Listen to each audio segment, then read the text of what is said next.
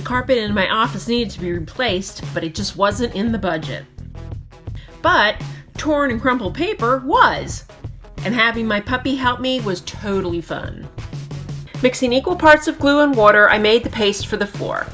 Using a wide paintbrush, I applied the glue to the floor, making sure I got underneath the baseboards. Then I laid down the paper and brushed the glue on top. I continued to apply the glue to the floor, then the torn paper, and then more glue over top of the torn paper. I switched out my brush for a foam roller to cover larger areas, but I kept the brush to use underneath the baseboard. After the glue dried, I applied stain to the floor using a foam roller. After the stain dried, I applied coat after coat of polyurethane. Using a lamb's wool applicator made this process so easy. I really love this floor, can you tell? I hope this inspires you to tackle this very easy project.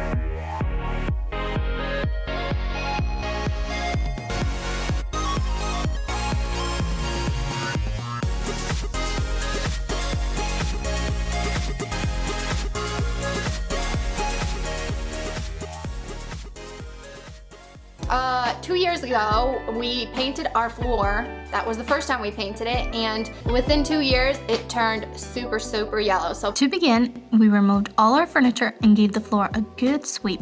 We also decided to paint these stairs to match since it's the entrance to our dining room. I didn't like how the sides stuck out, so we cut them off. Following that, I sanded the whole floor with a 120 grit sandpaper.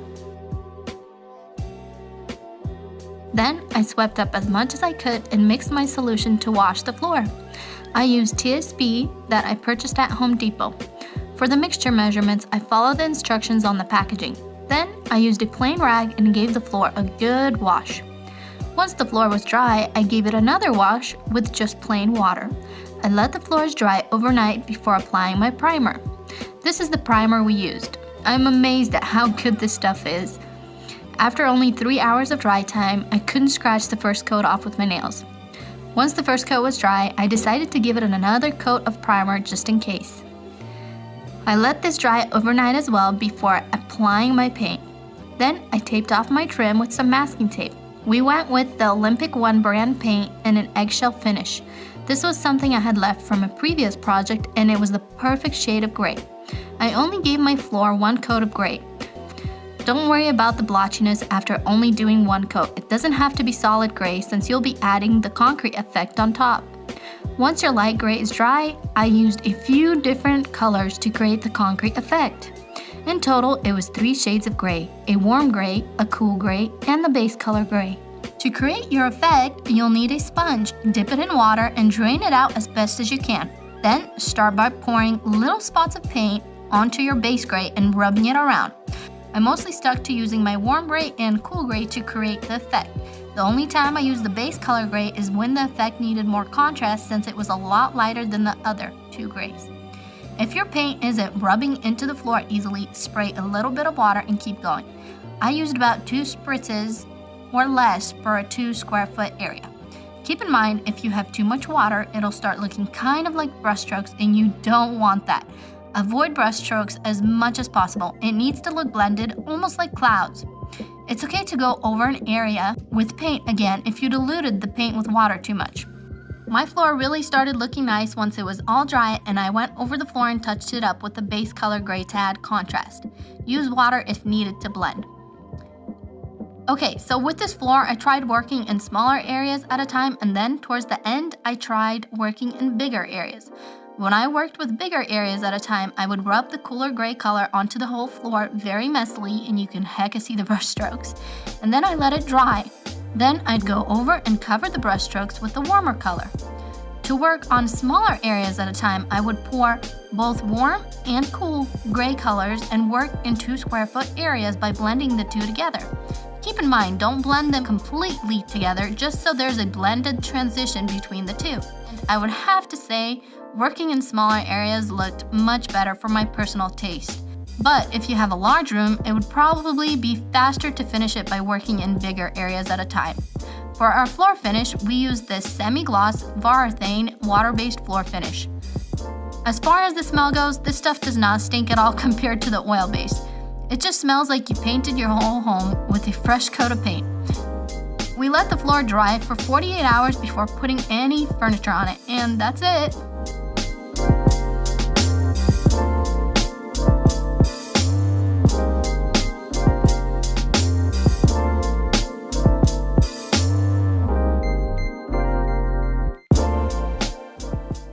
The problem for me was that this kitchen is in a waterfront condo, and I really wanted it to look a lot lighter and brighter and a bit coastal. Over the course of several days, I made some changes that allowed me to update the kitchen without having to undertake a total remodel. I cleaned the cabinets thoroughly.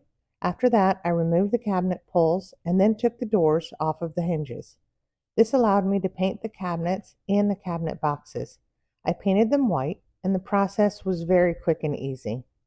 Once I applied a few coats and allowed that to dry, I put the cabinets back in place, and the kitchen was looking brighter already. I wanted to personalize the pulls a bit, and I did so using some jute string. They felt nice, and I liked the natural and casual look of the pulls. It was a fun little afternoon project. After that, it was time for me to work on the dark granite countertops. It was nerve-wracking to think I was covering up a natural stone, but I really wanted to pursue the look I wanted. This project started with cleaning, lightly sanding, and then re-cleaning the counters. Next, I applied white paint from a marbling kit to the countertops. The first coat was sparse, then I let that dry. I applied a second coat, which covered a bit more, and since my counters were very dark and needed even more coverage, I applied a third coat as well. I have natural marble countertops in my home, and I used the look of those as inspiration for the counters in this condo. The veins aren't very sharp or distinct. There's more of a movement of grays through the stone. So I painted on the lines using the gray paint that came in the kit. Then I softened those lines. After I got those looking the way I wanted them to, I added the epoxy on top. I think it went really well and looked great. You can view more details on the process of faux marbling countertops by following me here on Home Talk, because I'll be releasing a more detailed tutorial on that showing all of the steps one by one. I replaced the black stove and microwave, but when it came to the dishwasher, I wanted to try something different. I purchased a silver peel and stick online. I wrapped the black dishwasher. This took about 5 minutes and transformed the look of the dishwasher and made the kitchen more cohesive. My dark wood and black kitchen was now transformed into a white and silver one. I love the way this kitchen has changed. I hope this inspired you to create the kitchen that you've always wanted.